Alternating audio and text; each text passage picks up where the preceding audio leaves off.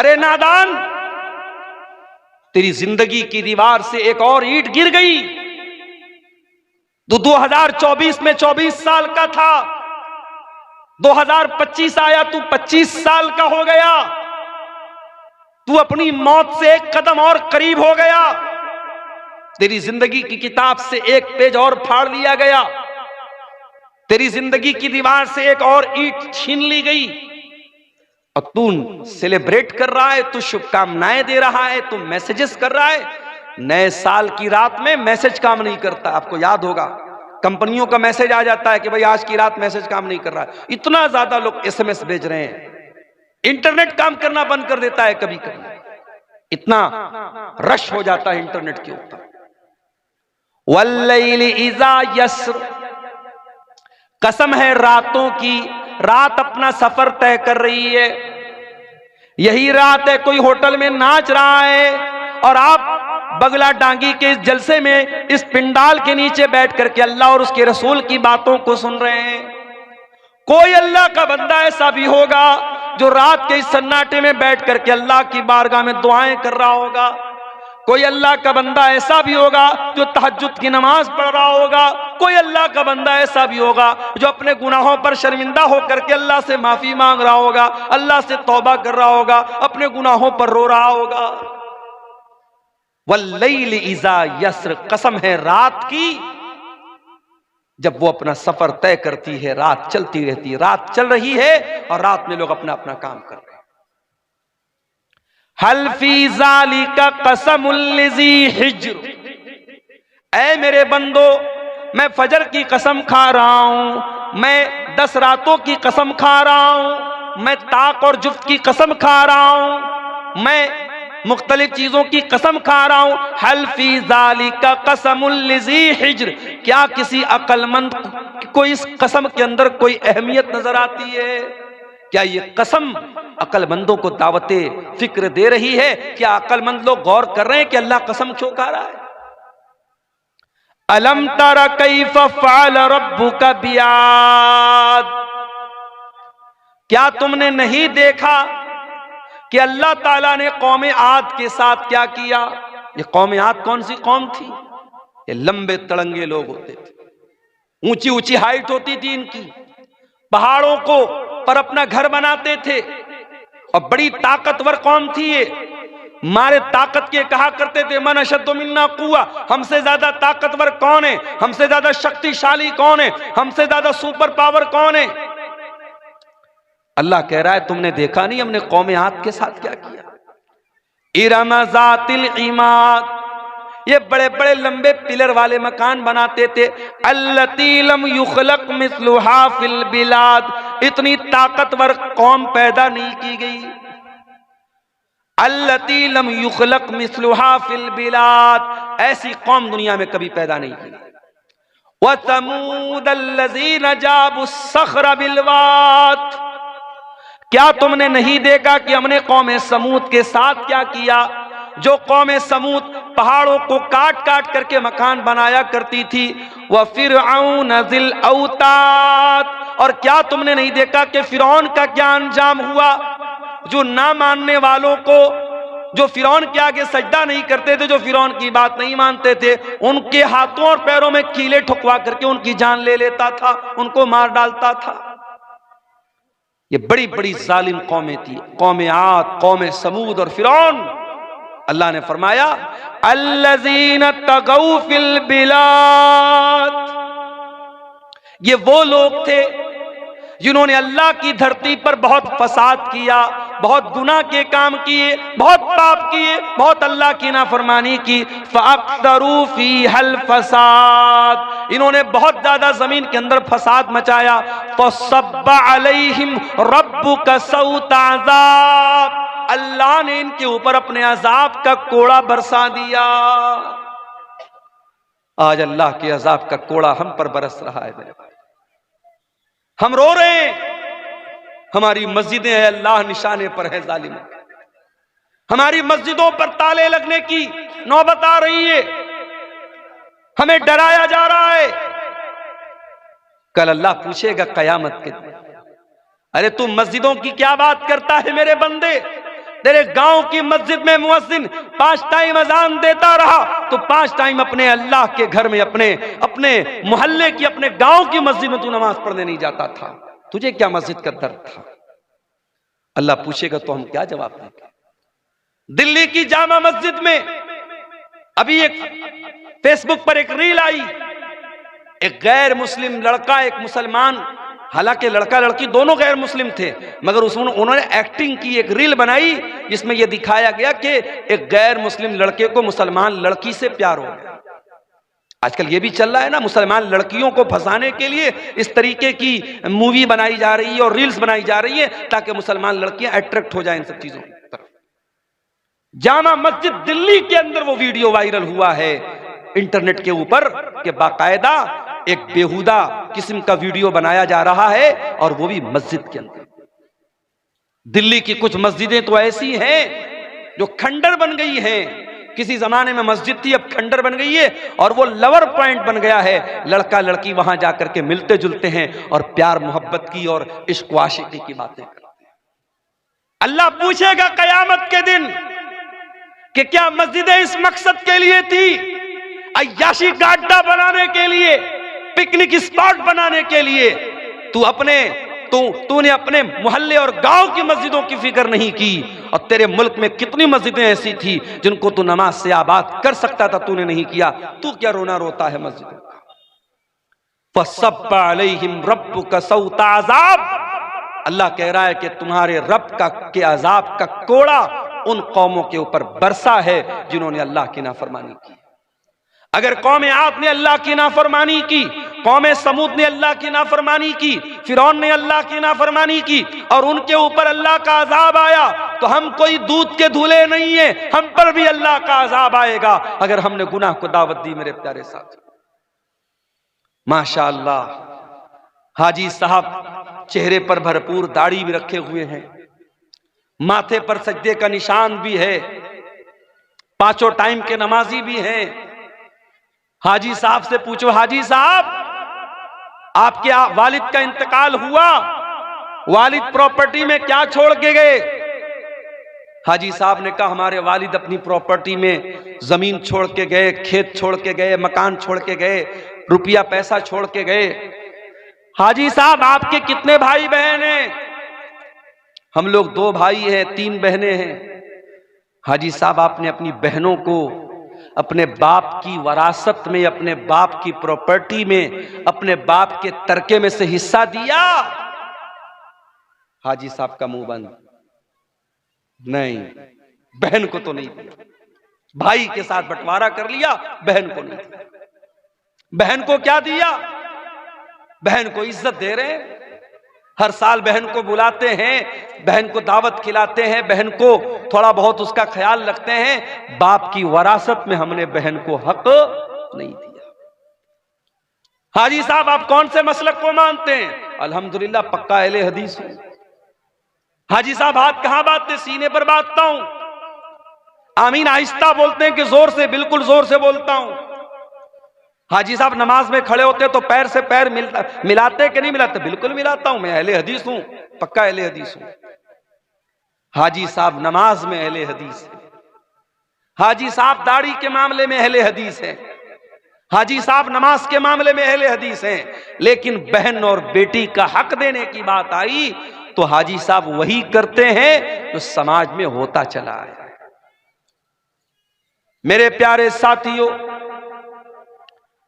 अल्लाह ताला ने बाकायदा एक सिस्टम बनाया है कि किसी के मरने के बाद उसकी प्रॉपर्टी में, उसकी जमीन में, उसकी जायदाद में कौन कौन वारिस होगा। और शरीयत ने बाकायदा उसका कानून बनाया है जिसको इस्लाम का निज़ाम मीरास कहते हैं, इस्लाम का कानून वरासत कहते हैं। अगर आपको इसको जानना है तो कुरान की सूरह निसा की जाकर के तिलावत कर लीजिए।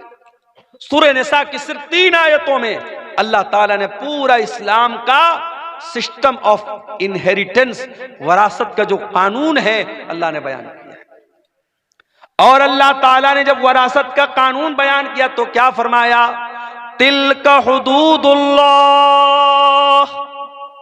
वमन युतिल्लाह व रसूलहु युदखिलहु जन्नातिन तजरी मिन तहतिहल अन्हारु खालिदीन फीहा व ज़ालिकल फौजुल अज़ीम। ऐ मेरे बंदो, ये वरासत का कानून जो मैंने बयान कर दिया, ये मेरा बनाया हुआ कानून है, ये मेरा बनाया हुआ सिस्टम है, और जो इसको मानेगा वो जन्नत में जाएगा।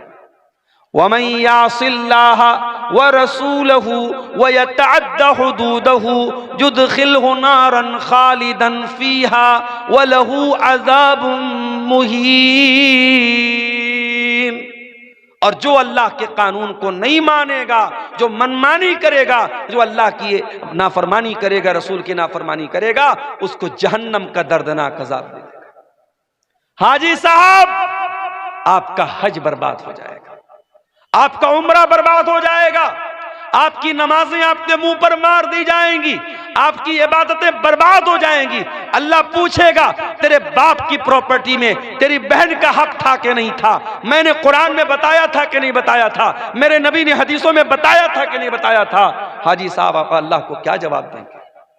बताओ मेरे प्यारे साथियों, क्या ये समाज की कड़वी हकीकत नहीं है कि आज हम वरासत के मामले में इस्लाम को फॉलो नहीं करते? वरासत के मामले में हम समाज को फॉलो करते हैं। बहन की शादी है, हम जहेज देते हैं जबकि जहेज का सबूत नहीं है। बेटी की शादी हम जहेज देते हैं जबकि जहेज का सबूत नहीं है। और जब वरासत की बात आती है तो हम कहते हैं अरे हमने तो लड़की की शादी में इतना जहेज दिया था। जहेज जो कि गलत चीज है, उसको बुनियाद बना करके इस्लाम का जो वरासत का कानून है उसकी हम मुखालफत करते हैं। मेरे प्यारे साथियों, ये दौरे जाहिलियत का तरीका था। जब वहां बाप मरता था तो जो छोटा बच्चा होता था, जो यतीम बच्चा होता था, जो छोटे भाई होते थे, उनको जमीन जायदाद में कोई हक नहीं मिलता था। जो बड़े लोग होते थे, जो पावरफुल होते थे, वो जमीन जायदाद पर कब्जा कर लेते थे। इस्लाम का कानून तो इतना सख्त है, अगर मरने वाले का कोई बच्चा उसकी बीवी के पेट में पल रहा है, मरने वाले का जब इंतकाल हुआ, एक लड़का 60 साल का था, उसका एक लड़का 40 साल का था, उसका एक लड़का 30 साल का था, उसका एक लड़का भी उसकी बीवी के पेट में है। मैं मिसाल दे रहा हूं एक। शरीयत क्या कहती है? बाप मर गया, उसका अगर कोई बेटा 60 साल का भी है, कोई 40 साल का भी है, कोई 30 साल का भी है, कोई उसकी बीवी के पेट में अभी पल रहा है, जब वो बच्चा पैदा होगा तो जितना हिस्सा 60 साल वाले को मिलेगा, जितना हिस्सा 30 साल वाले को मिलेगा, जितना हिस्सा 20 साल वाले को मिलेगा, उतना ही हिस्सा, उतना ही हक उस बीवी के पेट से पैदा होने वाले बच्चे को भी मिलेगा। यह है अल्लाह का बनाया हुआ कानून, यह अल्लाह का बनाया हुआ निजाम है। ताकत के बल पे और अपने जिस्मानी ताकत के बल पर कोई अपने बाप की वरासत नहीं पाता है, बल्कि रिश्ते की बुनियाद पर जो मरने वाले से जितना करीब है और जिसका जैसा रिश्ता है उस हिसाब से उसका हिस्सा बनता है। और आगे बढ़िए, इसी समाज में हम देखते हैं लड़की पैदा हुई, बाप की पेशानी पर बल पड़ गए, ये लड़की कहां से आ गई?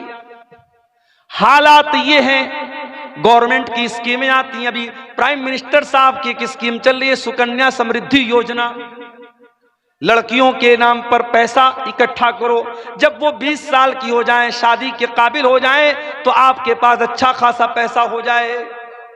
यानी कहीं ना कहीं समाज में ये सोच मौजूद है कि लड़की आई है तो एक बोझ बन के आई, बेटी पैदा हुई तो माँ बाप के माथे पर बल पड़ गए।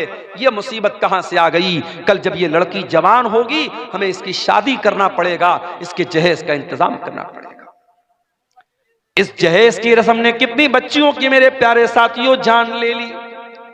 गरीब बाप अपनी बेटी के जहेज का इंतजाम नहीं कर पा रहा है, बाप चिंता में जिंदगी गुजार रहा है, बेटी चिंता कर रही है कि मेरा बाप कब मेरी शादी करेगा।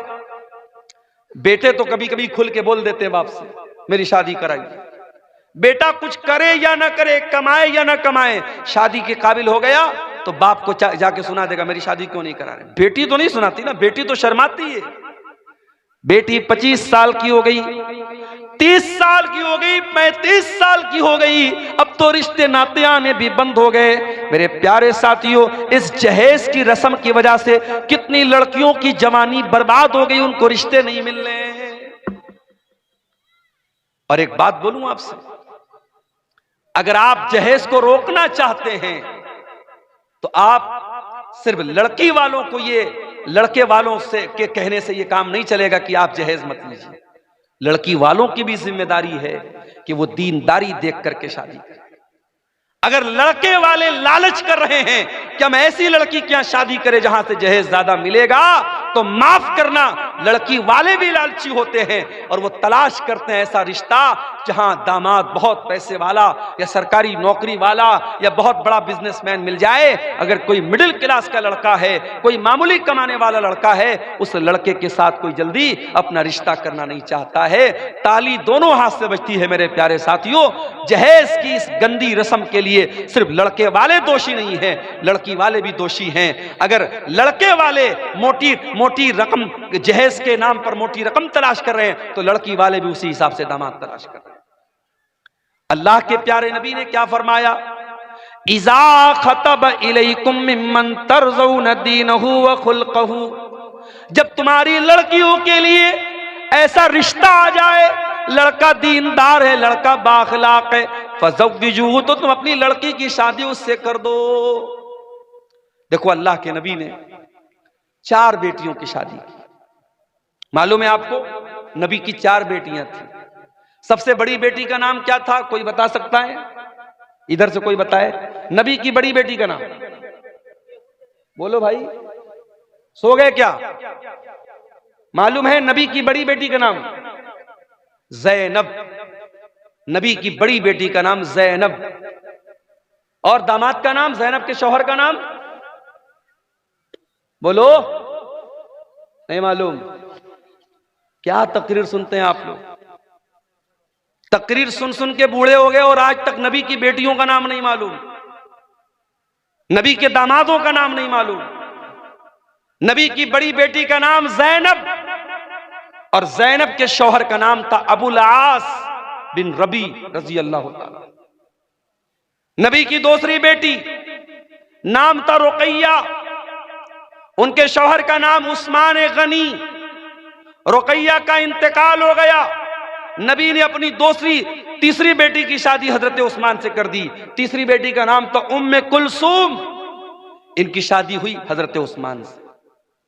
दुनिया में हजरत उस्मान इकलौते ऐसे इंसान हैं जिनकी शादी में, जिनके निकाह में नबी की 2 बेटियां आई हैं। और रुकैया, उनकी भी शादी हुई और रुकैया का जब इंतकाल हुआ तो उम्मे कुलसूम की शादी हजरत उस्मान गनी से।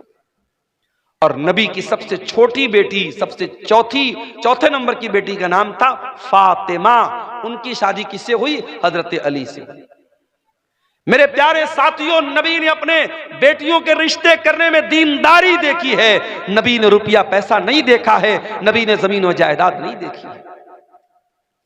आपने सबसे लाडली बेटी, सबसे छोटी बेटी हजरत फातिमा का जब निकाह तय किया हजरत अली के साथ, हजरत अली के पास कुछ भी नहीं था।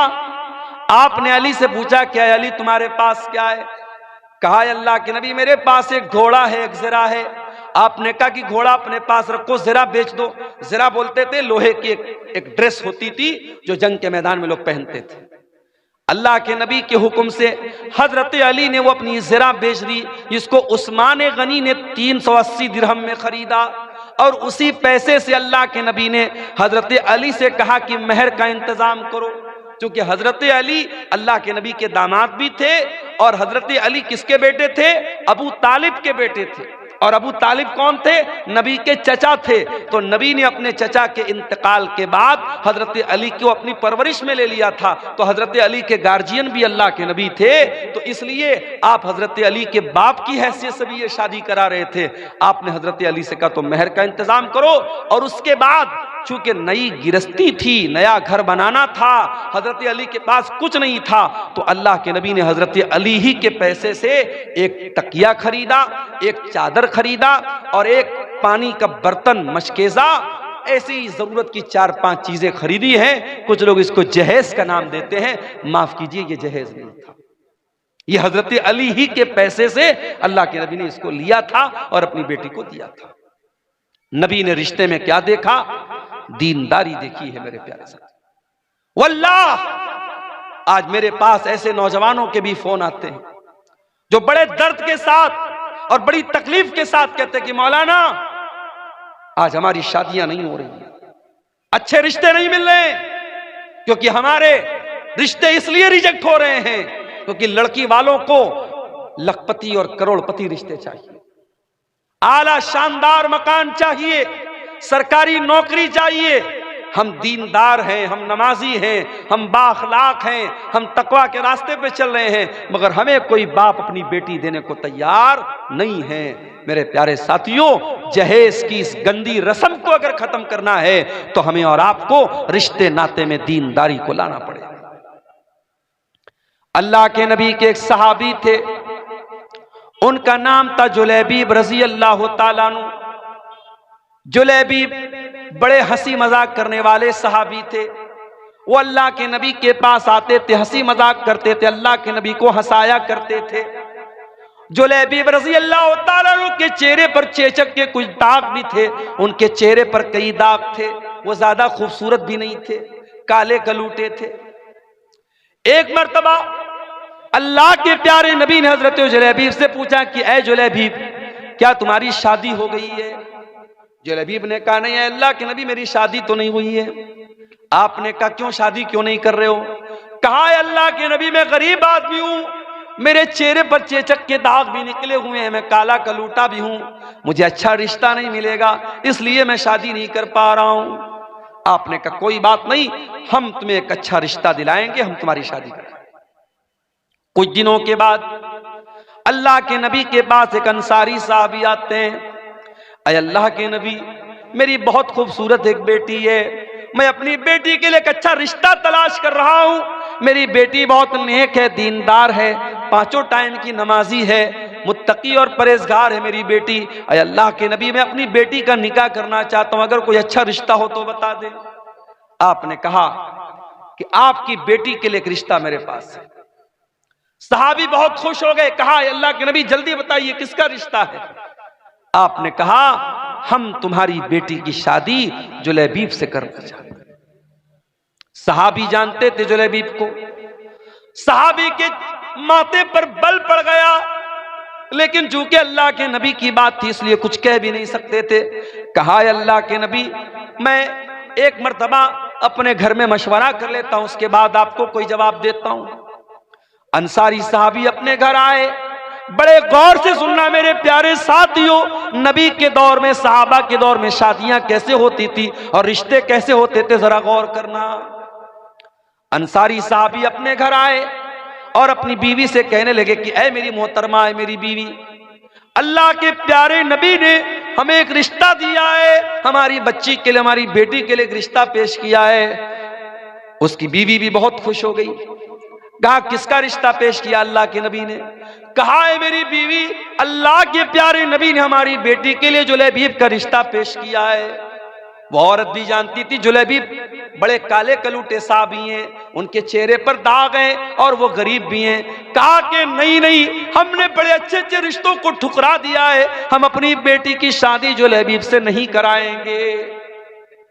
फैसला कर लिया माँ ने और बाप ने कि नहीं, हम ये रिश्ता कबूल नहीं करेंगे। हम लोग अल्लाह के नबी को जवाब दे देंगे कि अल्लाह के नबी, हमें ये रिश्ता मंजूर नहीं है। बाप जब जाने लगा घर से, अंदर से लड़की आई, ऐ मेरी अम्मी जान, ऐ मेरे अब्बू जान, 1 मिनट मेरी बात सुन लीजिए। आप लोग ये रिश्ता पसंद नहीं कर रहे हैं, लेकिन आप ये भूल रहे हैं ये रिश्ता नबी ने पेश किया है, ये रिश्ता हमारे पास लाने वाले अल्लाह के नबी हैं। हो सकता है ये नबी का रिश्ता है, नबी ने पेश किया है, हो सकता है कि इसी रिश्ते में अल्लाह ताला ने मेरे लिए बरकत रखी हो। ऐ मेरे अब्बू जान, आप मेरी शादी उसी से करा दीजिए जिसके साथ अल्लाह के नबी ने रिश्ता पेश किया है, मैं तैयार हूं। अल्लाह अकबर। उस दौर की औरतें भी कैसी होती थी। आज तो कितने नौजवानों का रिश्ता जब फोटो जाता है लड़की के पास और लड़की देखती है दाढ़ी वाला है, नहीं नहीं ये नहीं चलेगा, मैं इस मुल्ला से शादी नहीं करूंगी, मैं इस दाढ़ी बाबा से शादी नहीं करूंगी। कितनी लड़कियां हैं जो जिद करके अपने शौहर की दाढ़ी को छोटा करवा देती, कितनी औरतें हैं जिनके नखरों की वजह से शौहर हराम काम कर लेता है। मेरे प्यारी माँ और बहनों, नबी के दौर की औरतें कैसी थीं? सहाबी की बेटी कह रही है कि अय अब्बा जान, अगर नबी ने ये रिश्ता पेश किया है मैं शादी करने को तैयार। सहाबी अल्लाह के नबी के पास आते हैं और पूरी बात बता देते हैं, अय अल्लाह के नबी, मुझे और मेरी बीवी को तो ये रिश्ता पसंद नहीं आया था और हम तो ना करने वाले थे, मगर मेरी बेटी ने कहा कि अगर ये रिश्ता अल्लाह के नबी ने पेश किया है तो मुझे ये रिश्ता मंजूर है और मेरी बेटी शादी करने को तैयार है। अय अल्लाह के नबी, मैं तैयार हूं आप शादी के लिए, आप शादी की तैयारी कीजिए। जब नबी ने सुना कि लड़की इतनी दीनदार है और इतनी अल्लाह और उसके रसूल की बात मानने वाली है, आपने दुआ की, अल्लाहुम्मा बारिक लहा फी ऐशिहा वला तजअल ऐशहा कद्दन कद्दा। ऐ अल्लाह, इस लड़की की जिंदगी में तू बरकतें अता फरमा दे, इस लड़की की जिंदगी में कभी परेशानी ना आए। कुछ दिनों के बाद शादी हुई और वो लड़की अपने शौहर के साथ, हजरत जुलैबीब के साथ हंसी खुशी जिंदगी गुजार गई। कुछ दिनों के बाद अल्लाह के नबी सहाबा के साथ एक जंग में जाते हैं, उस जंग में जुलैबीब भी जाते हैं और जंग के बाद जब शहीदों की लाशों को रखा जाता है, हजरत जुलैबीब रज़ी अल्लाह तआला अन्हु मैदान जंग में उनकी लाश नहीं मिलती है। अल्लाह के नबी अपने सहाबा से कहते हैं, जरा तलाश करो, कहीं ना कहीं जुलैबीब की लाश भी मिलेगी। जुलैबीब की जब लाश मिलती है मेरे प्यारे साथियों, तीरों और तलवारों के जख्म से भरी हुई लाश, 7-8 दुश्मनों के बीच में अकेली लाश, जो ये बता रही थी कि जुलैबीब दुश्मनों के नरगे में थे, दुश्मनों के घेरे में थे और कई लोगों से लड़ते हुए वो अल्लाह को प्यारे हुए थे। अल्लाह के नबी ने देखा जुलैबीब को, आपने कहा ये मेरा नौजवान सहाबी है, इसने अल्लाह की राह में लड़ते लड़ते जान दे दी है।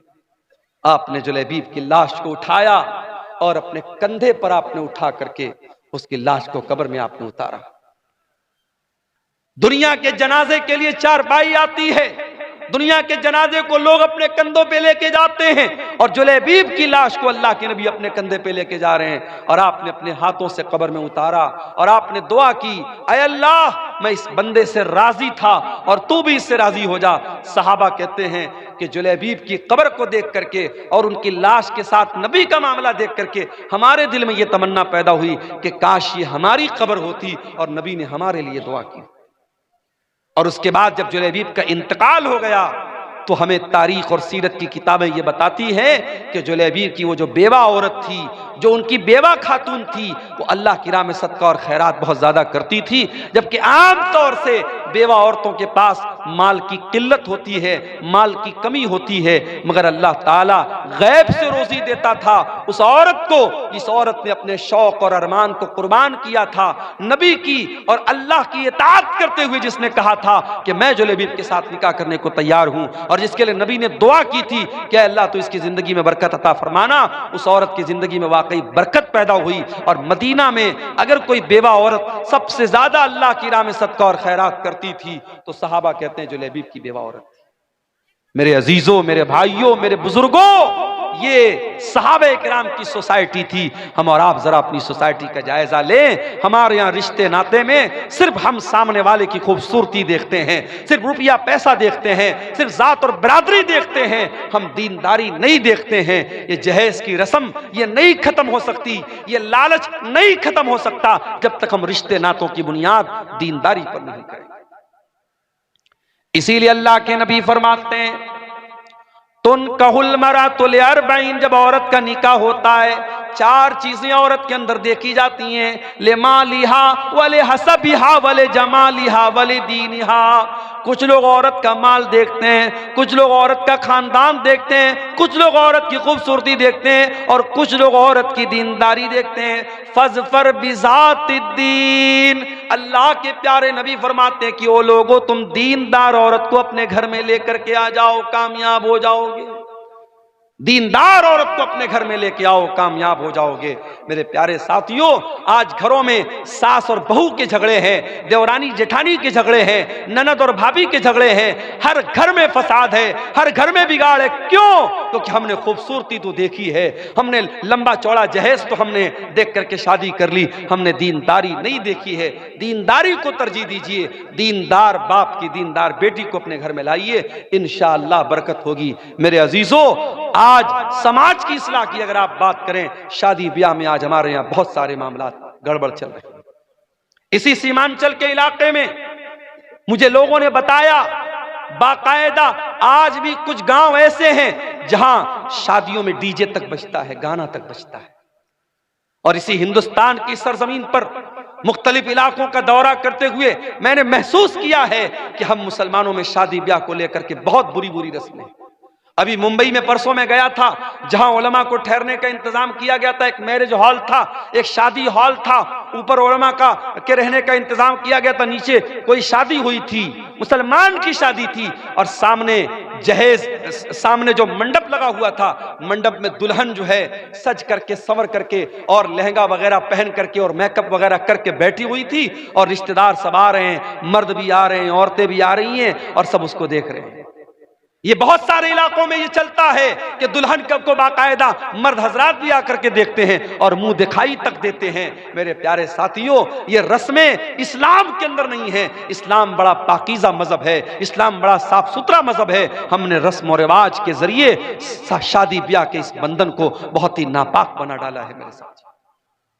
और फजूल खर्ची अल्लाह की पनाह है। फजूल खर्ची तो इस कदर हो रही है शादी के मौके पर जिसकी कोई हद नहीं है। कोई बारात पर पैसे लुटा रहा है, कोई अपनी बेटी को सोने से तौल रहा है, कोई बारातियों पर नोटों की गड्डियां बरसा रहा है, कोई आतिशबाजी पर पानी की तरह पैसे खर्च कर रहा है। वो उम्मत जिसके बच्चे आज भूखे प्यासे तड़प रहे हैं, जिसके गरीब बच्चे आज पैसे की कमी की वजह से अपनी पढ़ाई पूरी नहीं कर पा रहे हैं, जिस उम्मत की कितनी गरीब लड़कियां शादी का इंतजाम न होने की वजह से शादी नहीं कर पा रही हैं, उस उम्मत में पैसे वाले लोग अपनी लड़के और लड़कियों की शादी पर बेतहाशा पैसे खर्च करते हैं।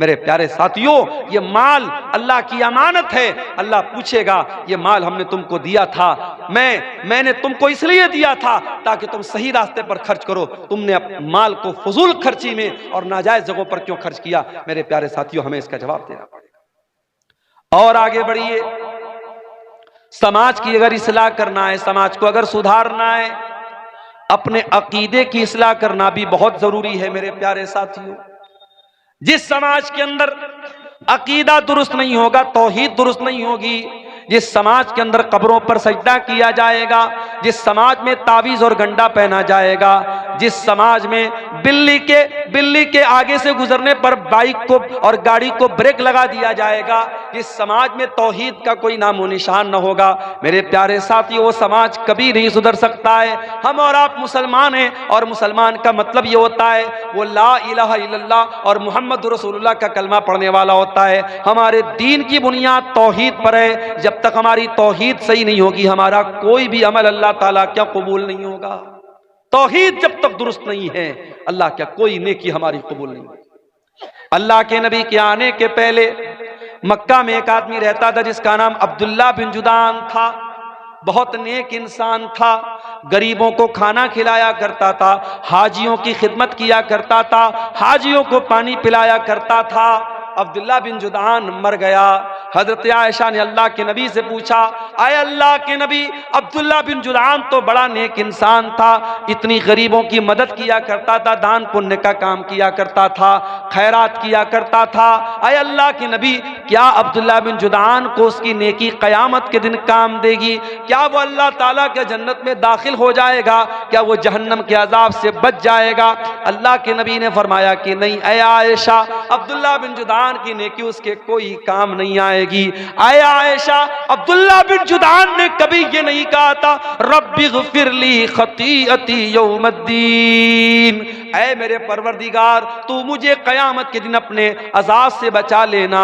न वो कयामत के दिन को मानता था, न अल्लाह ताला की तौहीद को मानता था। मेरे प्यारे साथियों, जब तक तौहीद हमारे अंदर नहीं होगी, जब तक ईमान हमारा ठीक नहीं होगा, तब तक अल्लाह ताला की हमारी कोई भी नेकी कबूल नहीं होगी। अभी मोबाइल पर फेसबुक ऐसे ही खोला मैंने, एक मौलवी चिल्ला चिल्ला के तकरीर कर रहा था कि खाने काबा गौसे आजम के घर का तवाफ लगाता है। गौसे आजम किसको बोलते हैं? हजरत शेख अब्दुल कादिर जिलानी रहमतुल्लाह अलैह को गौसे आजम बोलते हैं। गौस माने मददगार, आजम माने सबसे बड़ा।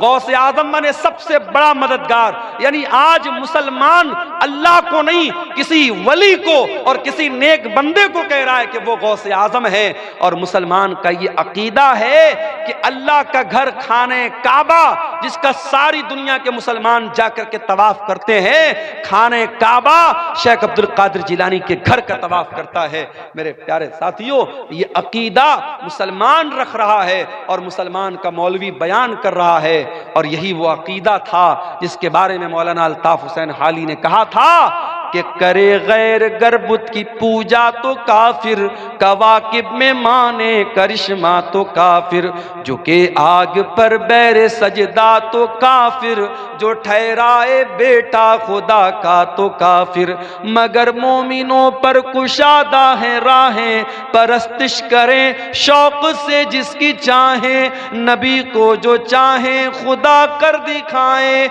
इमामों का रुतबा नबी से बढ़ाएं, मज़ारों पे जा जा के नजरें चढ़ाएं, शहीदों से जा जा के मांगे दुआएं, न तौहीद में कुछ कमी इससे आए, न इस्लाम बिगड़े न ईमान जाए। आज कहीं मुसलमान मुहर्रम पर ताजिया निकाल रहा है, आज कहीं मुसलमान 12 रबीउल अव्वल को डीजे बजा बजा के जुलूस निकाल रहा है, कहीं पेड़ के ऊपर जाकर के धागा बांध करके अपनी बिगड़ी बना रहा है, कहीं हाजी अली की दरगाह पे जाके अपना सर झुका रहा है, कहीं अजमेर में जाके चादर चढ़ा रहा है। ओ मेरे प्यारे भाइयों, अपने अकीदे की, अपनी तौहीद की हिफाजत करना।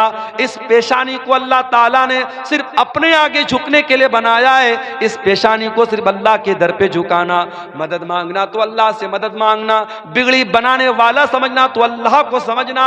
मेरे प्यारे साथियों, आज किसी गांव देहात में चले जाओ, नेपाल बॉर्डर पर चले जाओ, मोबाइल आपके पास मौजूद है लेकिन नेटवर्क काम नहीं करता है। मैं अभी नेपाल के इलाके में, बिल्कुल बॉर्डर के करीब के इलाके में गया, जियो का नेटवर्क मेरे मोबाइल पर नहीं आ रहा था। साथियों ने बताया कि मौलाना एयरटेल का नेटवर्क होगा तो शायद यहां काम करेगा, कहीं कहीं वो भी नेटवर्क काम नहीं करता है। दुनिया के बाज इलाके ऐसे हैं वहां आपके नेटवर्क काम नहीं करेंगे, वहां सारे नेटवर्क जाम हो जाएंगे, वहां हुकूमतों ने जैमर लगा दिया है। मेरे प्यारे साथियों, दुनिया के बहुत सारे ऐसे मकामात हैं जहां आपके मोबाइल का नेटवर्क काम नहीं करेगा, मगर मेरे अल्लाह का नेटवर्क तो हर जगह काम करता है। अल्लाह कुरान में कहता है, अम्मन युजीबुल मुज़्तर्र इज़ा दआहु व यक्शिफुस सू। ऐ मेरे बंदो, मेरे आगे तुम हाथ फैलाओ, मुझसे मांगो, मेरे सामने अपने हाथों को फैलाओ, मैं जरूर तुम्हारी दुआओं को सुनूंगा। अल्लाह के सिवा कौन है जो मुसीबत में फंसे हुए लोगों की मदद करता है? कौन है जो उनको मुसीबतों से निकालता है? हजरत यूनुस अलैहिस्सलाम को देखो, वो मछली के पेट में पहुंचे जहां दुनिया का कोई नेटवर्क नहीं पहुंच सकता, मछली के पेट में पहुंचे जहां तीन अंधेरे हैं, समंदर के पानी का भी अंधेरा है, मछली के पेट का भी अंधेरा है और रात का भी अंधेरा है। तीन अंधेरों में हजरत यूनुस ने अल्लाह को पुकारा, फनादा फिज़्ज़ुलुमाति अल्ला इलाहा इल्ला अंता सुब्हानका इन्नी कुन्तु मिनज़्ज़ालिमीन।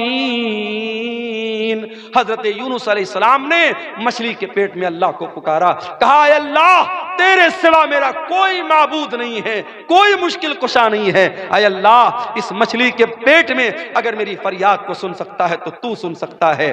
फनादा फिज़्ज़ुलुमात, उन्होंने तीन अंधेरों में पुकारा, ला इलाहा इल्ला अंता, ऐ अल्लाह तेरे सिवा मेरा कोई माबूद नहीं है, सुब्हानका तू पाक है, इन्नी कुन्तु मिनज़्ज़ालिमीन, ऐ अल्लाह मैं जालिम हूं।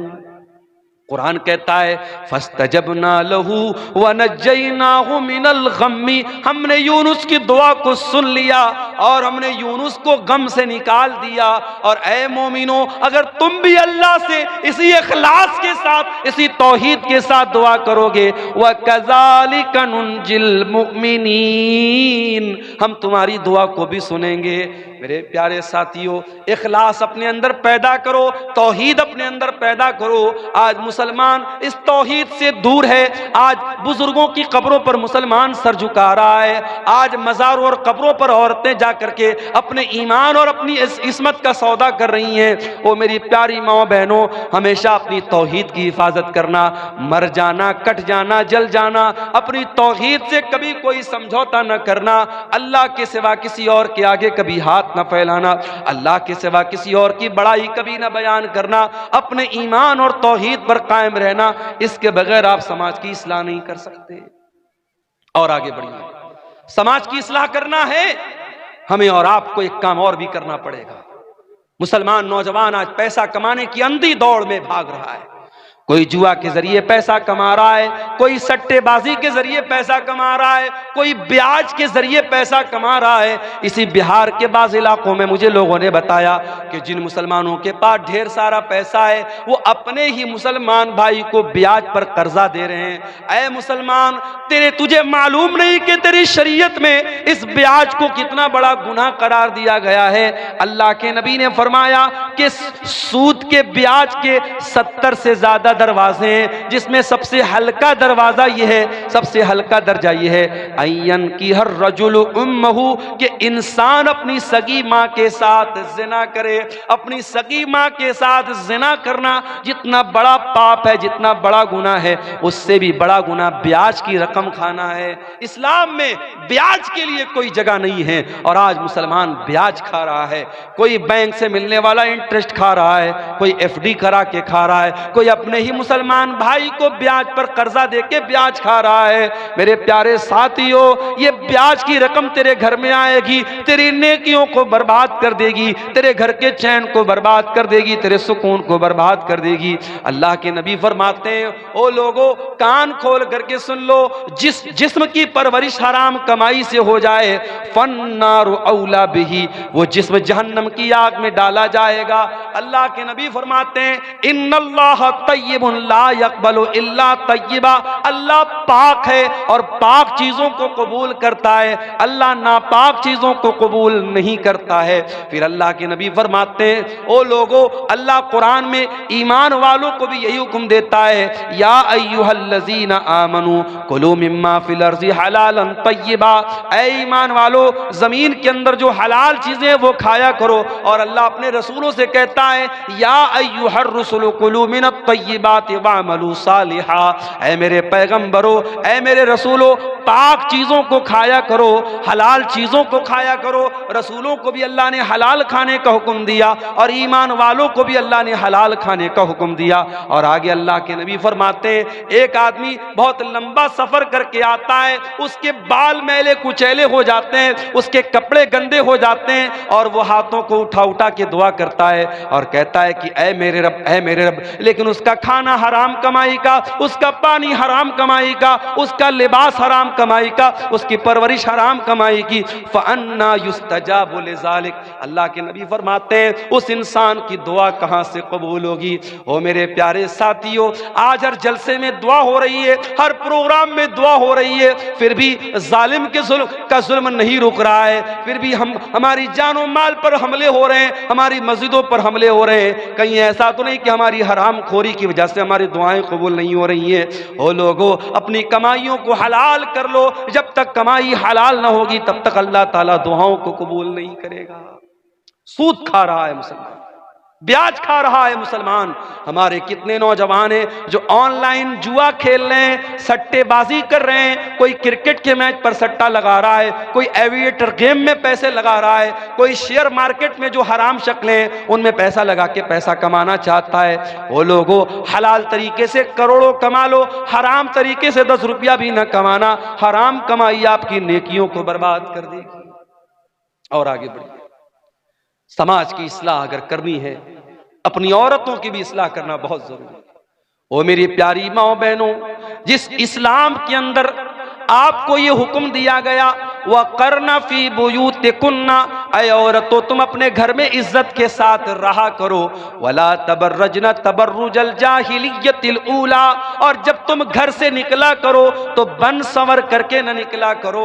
ओ मेरी प्यारी माँ बहनों, आप नमाज पढ़ने के लिए घर से निकलें, आप जुमा की नमाज पढ़ने के लिए घर से निकलें, आप तरावी की नमाज पढ़ने के लिए घर से निकलें। अल्लाह के नबी फरमाते हैं अगर कोई औरत घर से नमाज पढ़ने के लिए निकली है और ऐसी खुशबू लगा करके निकली है कि वो खुशबू गैर मर्दों तक पहुंच रही है, अल्लाह के नबी फरमाते हैं कि जब तक वो औरत वापस जा करके वो वाला गुस्ल न करे जो नापाकी की हालत में किया जाता है, जो जनाबत की हालत में किया जाता है, यानी मुकम्मल गुस्ल न कर ले, तब तक उस औरत की नमाज अल्लाह ताला कबूल नहीं करेगा।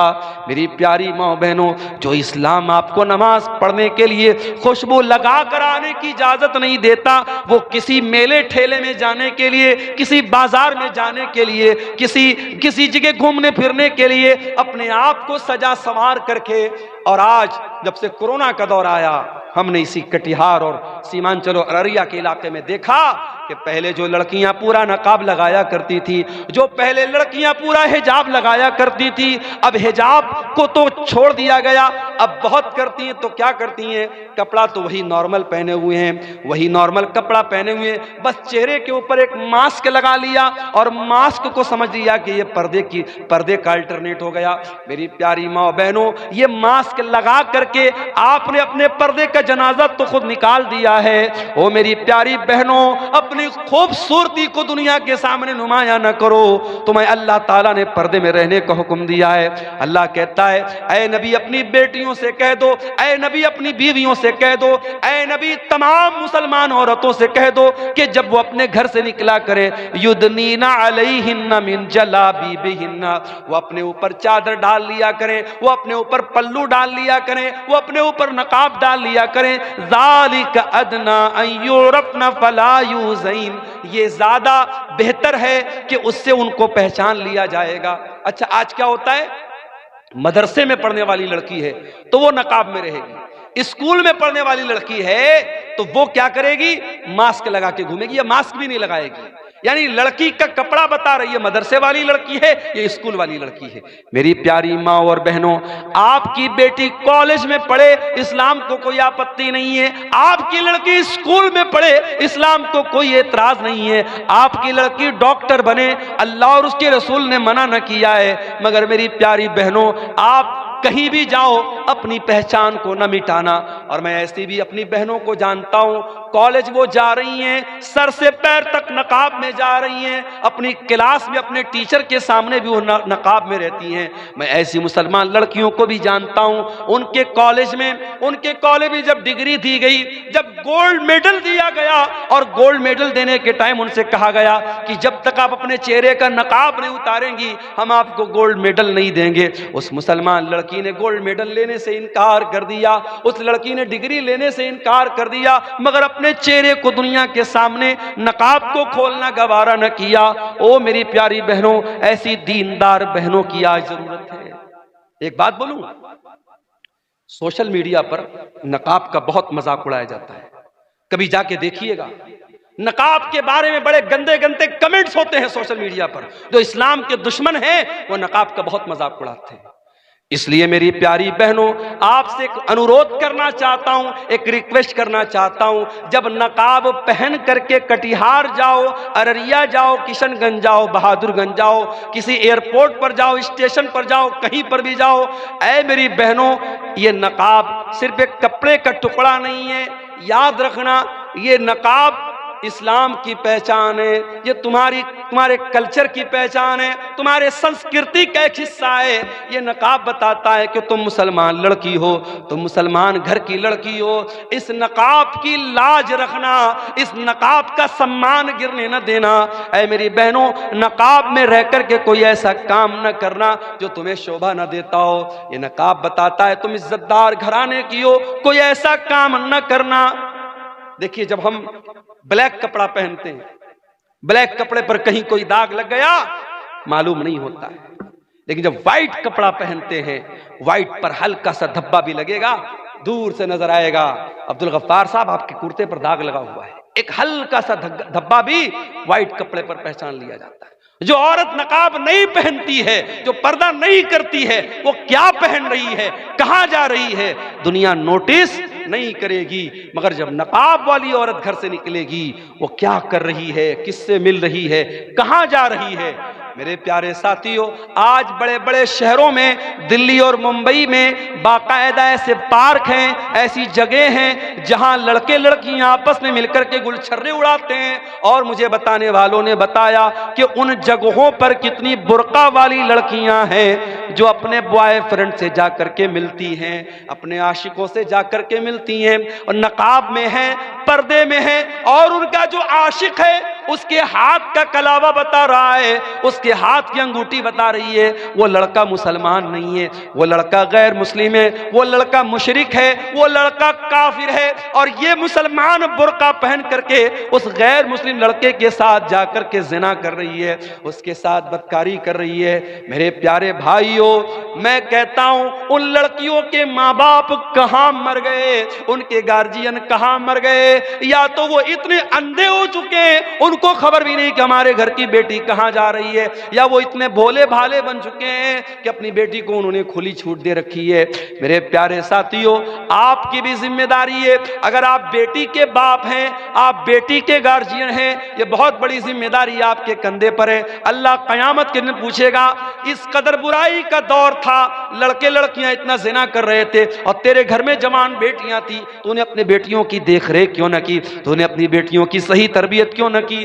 ओ मेरे प्यारे भाइयों, बचपन से अपनी बच्चियों को इतनी अच्छी तरबियत दो, इतना नेक बनाओ, इतना दीनदार बनाओ कि कल जब तुम्हारी बेटियां जवान हो जाएं और गलत कोई काम करने के लिए उनको उकसाएं, तो उनके दिल में यह ख्याल आए कि नहीं नहीं, मेरे बाप ने जो तरबियत की है वो तरबियत मुझे गलत कदम उठाने नहीं देगी। और याद रखिए, जब भी कोई लड़की बिगड़ती है, जब भी कोई लड़की गलत रास्ते पर जाती है, तजर्बे की बात आपको बता रहा हूं, एक्सपीरियंस की और अनुभव की बात आपको बता रहा हूं, लड़कियों के बिगड़ने में 3 लोगों का बहुत बड़ा हाथ होता है। लड़की अगर बिगड़ रही है, गलत रास्ते पे जा रही है, 3 लोगों का बहुत बड़ा हाथ है। कौन 3 लोग? जब हजरत मरियम को बच्चा हुआ, ईसा अलैहिस्सलाम पैदा हुए, और मरियम अपने बच्चे को लेकर के कौम के पास पहुंची है, तो कौम के लोगों ने क्या कहा था? या उख्ता हारून मा कान अबूकी इम्रा सौइन व मा कानत उम्मुकी बगिया। ऐ हारून की बहन, मरियम के कोई भाई थे जिनका नाम हारून था, वो भी बहुत नेक इंसान थे। ऐ हारून की बहन, ना तो तेरा बाप बुरा इंसान था, ना तेरी माँ बदचलन थी। ऐ मरियम, तू ये पाप कहां से लेके आ गई? उलमा ने लिखा है, पता ये चला कि अगर लड़की का भाई अच्छा हो, लड़की की माँ अच्छी हो और लड़की का बाप अच्छा हो, तो लड़की के बिगड़ने के चांसेस बहुत कम होते हैं। अगर लड़कियां बहक रही हैं, इसका मतलब यह हुआ कि भाई गड़बड़ है, या माँ गड़बड़ है, या बाप गड़बड़ है। ये 3 रिश्ते बहुत अहमियत रखते हैं। जिस घर में लड़कों के ताल्लुकात लड़कियों के साथ हों, और जिस घर में बहन ये देखती हो मेरा भाई रातों में लड़कियों से बात करता है और लड़कियों के साथ घूमता फिरता है, उस घर की लड़कियां भी वो काम करने में हिचकेंगी नहीं मेरे प्यारे साथियों। इसलिए लड़कियों पर चूड़ी टाइट करने से पहले अपने घर के लड़कों पर भी चूड़ी टाइट करो, और उनकी भी निगरानी करो, और उनको भी गलत काम से रोको। और याद रखो, ज़िनाकारी वो रास्ता है जिस पर से चल के दूसरे लोग हमारे घर तक आ सकते हैं। अल्लाह ने इसीलिए ज़िनाकारी को रास्ता करार दिया है। अल्लाह ने फरमाया, वला तक़रबु ज़िना, ऐ ईमान वालो तुम ज़िना के करीब भी न जाना, इन्नहु काना फाहिशतन, ये बहुत गंदा काम है, वसाअ सबीला, और ये बहुत बुरा रास्ता है। इसी रास्ते पर चल करके कोई तुम्हारे घर की दहलीज तक भी आएगा, कोई तुम्हारे घर की बहू बेटी तक भी आएगा। इसलिए ज़िनाकारी से अपने घर को बचाओ। तो नौजवानों और औरतों से मैं कहना चाहूंगा कि समाज के बिगड़ने और बनाने में आपका बहुत बड़ा किरदार है। इस किरदार को मेरी बहनों, मेरे भाइयों, हमें और आपको समझने की जरूरत है। अब एक आखिरी चीज बयान करके हम बात खत्म करेंगे। सर्दियों का मौसम है, बहुत देर तक आपको बिठाना मुनासिब नहीं है। समाज की इस्लाह अगर हमें और आपको करनी है मेरे प्यारे साथियों, एक काम हमको और करना पड़ेगा। आप जानते हैं, इसी बिहार में स्कूलों और मदरसों में मुझे भाइयों ने बताया कि बड़ी सख्ती हो गई है। पहले टीचर आते थे, कितने बजे आए कितने बजे गए कोई खबर नहीं होती थी। अब ऐप आ गया, अब बाकायदा ऐप पर टीचर स्कूल में आया उसको हाजिरी लगाना है, स्कूल से निकला उसको हाजिरी लगाना है। अगर टीचर स्कूल के बाहर कहीं दूसरी जगह से हाजिरी लगाएगा, ऐप बता देगा कि टीचर साहब स्कूल में नहीं है। अब जाहिर है कि सख्ती बढ़ गई। अब सख्ती बढ़ गई तो अब टीचर को वहां रहना पड़ेगा। और अगर कोई टीचर बगैर छुट्टी लिए स्कूल नहीं आया तो फिर आगे से अधिकारी का फोन आता है कि फला टीचर क्यों नहीं आया। इतनी सख्ती है तो सारे टीचर टाइम से आ रहे हैं, सारे टीचर टाइम से जा रहे हैं। जब सख्ती होती है, या ये कह लीजिए कि जब ये एहसास होता है कि हमें ऊपर वाले को जवाब देना पड़ेगा, इंसान ऑटोमेटिक डिसिप्लिन में आ जाता है। मेरे प्यारे साथियों, हमसे ऊपर और सबसे ऊपर एक जात है और वो अल्लाह की जात है, और वो हर मिनट, हर पल, हर लम्हा हमको देख रही है। दुनिया वाले हमारी रिकॉर्डिंग करें या न करें, अल्लाह तबारक व तआला हमारे एक एक अमल को रिकॉर्ड कर रहा है। और अल्लाह की रिकॉर्डिंग का सिस्टम इतना मजबूत है कि अल्लाह की रिकॉर्डिंग का कैमरा कभी ऑफ होने वाला नहीं है, वो 24/7 ऑन है। अल्लाह के फरिश्ते हर लम्हा रिकॉर्ड कर रहे हैं। अल्लाह कुरान में कहता है, व इन्ना अलैकुम लहाफिज़ीना किरामन कातिबीना यालमूना मा तफअलून। ऐ मेरे बंदो, तुम्हारे अमाल को हमारे फरिश्ते रिकॉर्ड कर रहे हैं, तुम्हारी एक एक हरकत को वो नोट कर रहे हैं, एक एक चीज को वो नोट कर रहे हैं। और अल्लाह तबारक व तआला खुद हमारे एक एक अमल को देख रहा है। इन्न रब्बका लबिल मिरसाद, अल्लाह निगरानी कर रहा है। अल्लाह तबारक व तआला तुम्हारे एक एक हरकत पर अल्लाह की नजर है। और जब तुम रास्ता चलते हो, जब तुम रास्ते में जाते हो, तुम्हारी आंखें कहां जा रही हैं, तुम क्या देख रहे हो, क्या बोल रहे हो, अल्लाह ताला तुम्हारी आंखों के इशारे को भी जानता है। यालमु खाइनतल आयुनि व मा तुख्फिस सुदूर, अल्लाह ताला तुम्हारी आंखों की चोरी को भी जानता है, और तुम्हारे दिल में क्या छुपा अल्लाह वो भी जानता है। इसलिए मेरे प्यारे साथियों, अगर अल्लाह के सामने खड़े होने का डर नहीं पैदा होगा, अल्लाह के सामने जवाब देने का डर पैदा नहीं होगा, ये करप्शन नहीं रुक सकता, ये भ्रष्टाचार नहीं रुक सकता, ये बुराई नहीं रुक सकती। आज बिहार में बीपीएससी की परीक्षा हुई और उसके बाद पेपर लीक होने की खबर आई। आज पटना में तमाम स्टूडेंट धरने पर बैठे हुए। क्यों ये हो रहा है? ये बार बार परीक्षाएं क्यों लीक हो रही हैं? ये भ्रष्टाचार क्यों हो रहा है? क्योंकि 4 पैसों के लिए आज इंसान लालच में पड़ जाता है और ये नहीं सोचता है कि मेरे इस भ्रष्टाचार से लाखों स्टूडेंट्स का और लाखों लोगों के मुस्तकबिल का जो है उसके ऊपर सवालिया निशान लग सकता है। मेरे प्यारे साथियों, अगर भ्रष्टाचार को रोकना है, अगर करप्शन को रोकना है, अगर चोरी को रोकना है, अगर गुंडागर्दी को रोकना है, अगर हरामखोरी को रोकना है, तो हमें और आपको अपने दिल में आखिरत का डर और अल्लाह के सामने जवाबदेही का डर हमें अपने अंदर पैदा करने की जरूरत है। जलसे के लिए वक्त दिया था और इस बात का अंदेशा और डर भी था कि दिसंबर की आखिरी तारीख में कोहरा और सर्दी आमतौर से पूरे शबाब पर होती है। अल्लाह का फजलो करम है, कोहरा और शबनम के सिलसिले में तो राहत है, वरना शायद पटना से इस इलाके तक 6 घंटे का सफर और लंबा हो जाता। लेकिन सर्दी बहरहाल बढ़ चुकी है, मौसम में अच्छी खासी ठंडक है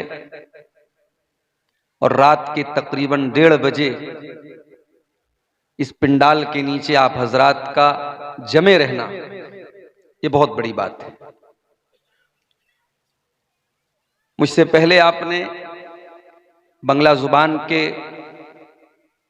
मुख्तलिफ उलमा और मुकर्रीन के बयानात को सुना। मेरी जबान उर्दू है, मैं कोशिश ये करूंगा कि आसान जबान में, आम फहम जबान में, जो जबान आप समझते हो उस जबान में कुछ अहम बातें आपके सामने रखूं। मेरे भाइयों, आज जितने भी जलसे और प्रोग्राम होते हैं, आप देखते होंगे अक्सर प्रोग्रामों के ऊपर, उनके बैनर के ऊपर, उनके पोस्टर के ऊपर एक लफ्ज लिखा होता है, इस्लाह मुआशरा। मुआशरे को कैसे सुधारा जाए, समाज को कैसे ठीक किया जाए, यह मौजू बता रहा है, यह उन्वान बता रहा है कि समाज बहुत बिगड़ा हुआ है। समाज में बहुत सारी ऐसी कमियां हैं, ऐसी खामियां हैं जिनको सुधारने की आवश्यकता है, जरूरत है। हर जलसे में तकरीर हो रही है। परसों मेरा प्रोग्राम था मुंबई में। अब जाहिर है कि आप अररिया के एक गांव में रहते हैं। अब आप गांव के लेवल पर अगर बात करेंगे, गांव में बहुत सारी बुराइयां होती हैं, लेकिन जब आप अररिया में जाएंगे तो हो सकता है कुछ और बुराइयां आपको मिल जाएं। आप पटना में जाएंगे तो हो सकता है कुछ और बड़ी बुराइयां आपको मिल जाएं। और जब आप मुंबई जैसे शहर में जाएंगे तो जाहिर है कि बुराइयों का लेवल और बड़ा मिलेगा आपको। और बड़ा शहर है, और ज्यादा वहां लोग तरक्की कर रहे हैं, और ज्यादा वहां पर आपको बुराइयां मिलेंगी। तो वहां मेरा जो टॉपिक था, उन्वान था मुंबई के अंदर, नौजवानों के अंदर जो बुराइयां हैं उन पर मुझे बात करनी थी। तो जलसे के पहले, प्रोग्राम के पहले एक नौजवान मेरे पास आया। उसने मुझसे पूछा कि मौलाना आपका टॉपिक क्या है, आपका उन्वान क्या है। मैंने बता दिया कि मेरा ये उन्वान है। तो उसने कहा कि मौलाना ये बताइए कि इस तरीके के उन्वानात पर इतनी तकरीरें हो रही हैं, इतने बयानात हो रहे हैं, इसका बेनिफिट क्या है, इसका फायदा क्या है? क्या समाज में बुराई में कोई कमी आ रही है? सीमांचल के जिस इलाके में इस वक्त मैं मौजूद हूं, मुंबई वगैरह में हम लोग जाते हैं, आधा घंटा 40 मिनट टाइम मिलता है। उसमें भी अगर 1-2 मिनट ज्यादा हुआ पर्ची आ जाती है, शेख साहब वक्त खत्म हो गया, और भी उलमा लाइन में बैठे हुए हैं। और आपके यहां 2 घंटे 1.5 घंटे आराम से तकरीर होती है। उसके बाद भी अगर मुकर्रिर थक जाए और इजाजत मांगने लगे तो पीछे से धीरे से कान में कोई आके कहता, मौलाना थोड़ा और बोलिए, भाई पब्लिक प्यासी है। यानी हम सुनने के आदी हो चुके हैं। तो उस नौजवान ने सवाल किया कि मौलाना बेनिफिट क्या है, फायदा क्या है? क्या बुराइयों में कोई कमी आ रही है? कोई कमी नहीं आ रही है। हर तकरीर में जिना के ऊपर बोला जा रहा है। 10 साल पहले के हालात आप देखिए, 2014 के, और आज 2025 में हम दाखिल हो चुके हैं। 10 साल के बाद क्या जिना के वाकयात में कमी आ गई? मुझे याद है गालिबन 2011 या 12 में दिल्ली में चलती बस में एक लड़की का रेप हुआ था। पूरे देश की मीडिया में बड़ा बवाल हुआ था। उसको निर्भया कांड के नाम से जाना जाता है। बड़ा जुल्म हुआ था उस लड़की के साथ, रेप भी किया गया था, उसको मारा भी गया था। लेकिन क्या रेप की घटनाएं बंद हो गई? 5-5 साल की बच्चियों का रेप हो रहा है मेरे भाई। कश्मीर के कठुआ में आपको याद होगा, एक मासूम बच्ची जिसका नाम आसिफा था, कितनी बेदर्दी से उस बच्ची को मारा गया, रेप किया गया और मारा गया एक मासूम बच्ची के साथ। जिना के वाकयात बढ़ रहे हैं मेरे भाई। शराब पर आए दिन तकरीरें हो रही हैं। बिहार में तो नीतीश कुमार जी ने पाबंदी लगा दी, साहब शराबबंदी हो गई। कभी कभी ऐसा होता है, पटना से अररिया, पटना से किशनगंज में आ रहा हूं, गाड़ी स्पीड में चल रही है, रास्ते में पुलिस वाले रोक रहे हैं। ड्राइवर से पूछा, भाई क्या बात है? बोले पुलिस वाले रोक रहे हैं। मैंने कहा क्या मामला है? कहते दारू चेक कर रहे हैं, शराब चेक कर रहे हैं। शराब के लिए चेकिंग हो रही है। लेकिन क्या बिहार में शराब पीना लोगों ने बंद कर दिया? ग्राउंड की हकीकत यह है कि नेपाल के रास्ते और बंगाल के रास्ते पहले से ज्यादा शराब की सप्लाई हो रही है बिहार में। और सिर्फ शराब ही नहीं, आप हैरत करेंगे कि आज हमारा नौजवान किस किस चीज का नशा कर रहा है। साइकिल और बाइक के टायर में जो पंचर बनाने के लिए जो सॉल्यूशन इस्तेमाल होता है, जो मसाला इस्तेमाल होता है, उस मसाले को नौजवान नशे के तौर पर इस्तेमाल करता है। सर्दी और जुकाम में जंडू बाम जिसको बॉडी पर मला जाता है, आज़ाए बदन पे, जिस्म पर, शरीर पे लगाया जाता है, उस जंडू बाम को नशाखोर लोग उसको जो है पाव रोटी के ऊपर, बन के ऊपर लगा के उसको खा रहे हैं और नशा कर रहे हैं। नए नए तरीके अपना करके नशाखोरी हो रही है, बुराइयां बढ़ रही है मेरे प्यारे साथियों। तो उस नौजवान ने मुझसे यही सवाल किया था, मौलाना ये तकरीर का फायदा क्या है? तो मैंने मुंबई, उसको तो जवाब नहीं दिया, मैंने मुंबई की तकरीर में यह जवाब दिया था। मैंने कहा एक बात बताऊं आपको, बुराई जितनी भी बढ़ रही हो, अगर इतने बुराई के दौर में भी अगर स्टेज पर और माइक में और मिंबर पर और मेहराब में अगर बुराई को बुराई कहा जा रहा है, यह भी बड़ी बात है। मेरे प्यारे साथियों, एक जमाना ऐसा भी आएगा, आप अपनी आंखों से बुराई को देखेंगे लेकिन आपके अंदर इतना गट्स नहीं होगा, इतनी हिम्मत नहीं होगी कि आप बुराई को बुराई कह सकें। अल्लाह के नबी फरमाते हैं, हसन दर्जे की रिवायत है, ये दुनिया उस वक्त तक फना न होगी, उस वक्त तक खत्म न होगी, यानी कयामत उस वक्त तक नहीं आएगी जब तक एक इंसान दूसरी औरत के साथ पब्लिक प्लेस पर, सार्वजनिक स्थल पर, आम मकाम पर, आम रास्ते में सरेआम ज़िना करेगा, सरेआम राह चलते ज़िना करेगा। और उस दौर का जो नेक इंसान होगा, जो मुत्तकी इंसान होगा, जो परहेजगार इंसान होगा, वो कौन होगा? जो ज़िना से रोकने वाला न होगा, जो उन दो ज़िना करने वालों को मना करने वाला न होगा, बल्कि उस दौर का मुत्तकी इंसान वो होगा जो कहेगा ऐ मेरे भाई, ये चलते रास्ते में तू काम ये काम तू न कर, तू पब्लिक प्लेस पर तू ये काम न कर, तू इस बाग के पीछे चला जा, तू दीवार के पीछे चला जा, तू बंद कमरे में जाके जो करना है तू कर ले, सबके सामने मत कर। उस दौर का मुत्तकी इंसान वो होगा जो ज़िना करने वाले से कहेगा सबके सामने तू मत कर, तू जाके दीवार के पीछे तू ये काम कर, तू सबके सामने मत कर। मेरे भाइयों, बुराई पर अगर बात हो रही है, ये बात का होना भी बड़ी बात है। और हमें मालूम नहीं है, मैं अल्लाह का फजलो करम, मैं अपनी कोई खूबी नहीं मानता हूं, अल्लाह का फजलो करम मानता हूं। आज यूट्यूब पर तकरीरें सुन के जब हम उसके कमेंट्स में देखते हैं, बाज नौजवान जब ये कमेंट करते हैं कि मैं तकरीर सुनने के बाद मैं पहले नमाज नहीं पढ़ता था, मैं नमाज पढ़ने लगा। बाज नौजवान व्हाट्सएप पर मैसेज करते हैं कि मौलाना आपकी तकरीर सुनता हूं, फला बुराई मेरे अंदर थी, अब मैंने तौबा कर ली है, मेरे लिए दुआ कीजिएगा। मेरे प्यारे साथियों, हम नहीं जानते कौन इंसान हमारी बात सुन करके अगर तौबा कर ले, इस्लाह कर ले, और वही एक इंसान की तौबा तकरीर करने वाले के लिए भी, तकरीर को ऑर्गेनाइज करने वाले के लिए भी, जलसा कराने वाले के लिए भी नजात का जरिया बन जाए, मगफरत का जरिया बन जाए, हम नहीं जानते मेरे प्यारे साथी। इसीलिए अल्लाह के प्यारे नबी हजरत अली से कहते हैं, लअन यहदियल्लाहु बिका रजुलन खैरुल लक मिन हुम्रिन नाम।